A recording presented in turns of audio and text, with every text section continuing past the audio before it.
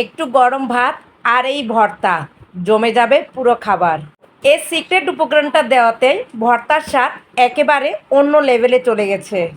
এই ভর্তার স্বাদ এতটা মজার, একবার খেলে বারবার খেতে ইচ্ছে করবে। একটা মাত্র সিক্রেট উপকরণ ভর্তার স্বাদ যেন বদলে দিয়েছে। এই ভর্তার স্বাদ এতটা দারুণ যে ভাতের সঙ্গে একবার খাওয়া শুরু করলে থামতে ইচ্ছে করবে না। যারা ভর্তা ভালোবাসেন তারা এই রেসিপিটা অবশ্যই একবার ট্রাই করে দেখবেন। আসসালামু আলাইকুম, সবাই কেমন আছেন? আশা করি আল্লাহর রহমতে ভালো আছেন। আমিও আল্লাহর রহমতে ভালো আছি।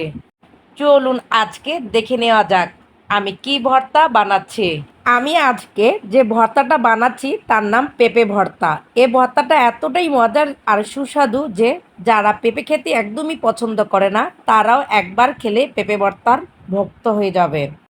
পেঁপে ভর্তা বানাতে হলে প্রথমে পেঁপে থেকে পেঁপের খোসা ছাড়িয়ে নিতে হবে।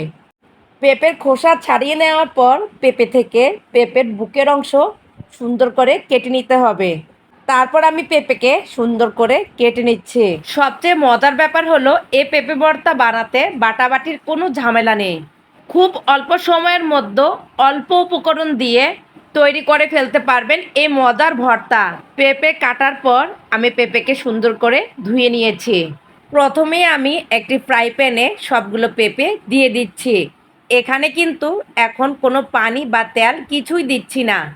পেঁপেগুলোকে হালকা আছে একটু ভেজে নিচ্ছি। হালকা ভাজা হলে এবার এর মধ্যে সামান্য সরিষা তেল দিয়ে ভালোভাবে ভেজে নিব। সরিষা তেলের সুন্দর ঘ্রাণটা আমার খুব ভালো লাগে। সরিষার তেল দিলে যে কোনো ভর্তার স্বাদ অনেক গুণ বেড়ে যায়। এই পেঁপে ভর্তার স্বাদ এমনই মজার যে ছোট থেকে বড় সবাই এ ভর্তা খুব পছন্দ করবে। একবার খেলে অনেকবার খেতে ইচ্ছে করবে। এখন এই পেঁপেগুলোর মধ্যে আমি সামান্য সরিষার তেল দিয়ে দিয়েছি, অল্প করে লবণ দিচ্ছি। এবার সরিষার তেল এবং লবণের সঙ্গে পেঁপেগুলো ভালোভাবে নেড়েচেড়ে ভেজে নিচ্ছি যাতে লবণ এবং সরিষার তেলের ঝাঁঝালো ঘ্রাণ এই পেঁপের সঙ্গে ভালোভাবে মিশে যায়। এখন পেঁপেগুলো ভালোভাবে সিদ্ধ করতে হবে। ভালো করে সিদ্ধ না হলে এ ভর্তা খেতে তেমন ভালো লাগে না। তাই পেঁপেগুলো একদম নরম হওয়া পর্যন্ত সিদ্ধ করে নেব, তাহলে ভর্তাটা হবে একদম মাখা মাখা আর সুস্বাদু। এখন প্যানের ওপর ঢাকনা দিয়ে দিচ্ছি। ঢাকনা দিয়ে রাখলে ভেতরের তাপ ভালোভাবে আটকে থাকে, ফলে তাড়াতাড়ি সিদ্ধ হয়ে যায়। দেখুন পেঁপেগুলো ভালোভাবে সিদ্ধ হয়ে গিয়েছে। আমি এখন পেঁপেগুলোকে একটি প্লেটে উঠিয়ে নিচ্ছি। প্রিয় দর্শক, পেঁপেগুলো একটু হালকা পোড়া পোড়া হয়েছে। পোড়া পোড়া হলে এই ভর্তাটা খেতে আরও বেশি ভালো লাগে। এতে একটা দারুণ ঘ্রাণ আর অন্যরকম স্বাদ আসে।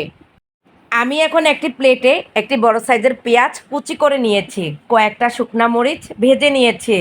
শুকনা মরিচকে আমি গুঁড়ো করে নিচ্ছি। এখন আমি লবণ আর শুকনা মরিচ ভালো করে মেখে নিচ্ছি। এই পেঁয়াজ আর শুকনা মরিচ পেঁপে ভর্তার স্বাদ আরও ঝাল ঝাল মজাদার করে তুলবে। ভর্তা মানে একটু ঝাল হবে, ঝাল না হলে ভর্তা খেতে ভালো লাগে না।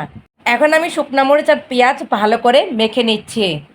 মাখানোর মধ্যে ভর্তার আসল স্বাদ পাওয়া যায়। লবণ, পেঁয়াজ, শুকনা মরিচ একসাথে ভালো করে মেখে নিচ্ছি। এমনভাবে মেখে নিতে হবে যাতে পেঁয়াজগুলো একদম নরম হয়ে যায়। আমার পেঁয়াজ মাখানো শেষ। এখন পেঁয়াজকে আমি এক সাইডে রেখে দিয়েছি। এখন আমি সিদ্ধ করা সবগুলো পেঁপে প্লেটে রাখছি। পেঁপেগুলোকে আমি ভালো করে মেখে নিব। পেঁপেগুলোকে এমনভাবে মাখতে হবে যাতে একদম মিহি হয়ে যায়। পেঁপে একদম মিহি করে মাখলে ভর্তা খেতে খুব ভালো লাগে। আমি এখনও এ ভর্তায় সিক্রেট উপকরণটি দেইনি। সিক্রেট উপকরণটি এ ভর্তায় দেওয়ার সঙ্গে সঙ্গে ভর্তার স্বাদ অন্য লেভেলে চলে যাবে। তাই স্কিপ না করে পুরো ভিডিওতে চোখ রাখুন। পেঁপেগুলো ভালো করে মাখা হলে পেঁয়াজের সাথে ভালো করে মাখিয়ে নিব। প্রিয় দর্শক, এ ভর্তাটা একবার হলেও বানাবেন। একবার খেলে বারবার খেতে ইচ্ছে করবে। যারা পেঁপে খেতে চায় না তারাও এ ভর্তা একবার খেলে অনেকবার খেতে চাইবে। এ ভর্তা বানাতে তেমন কোনো ঝক্কি ঝামেলাও নেই।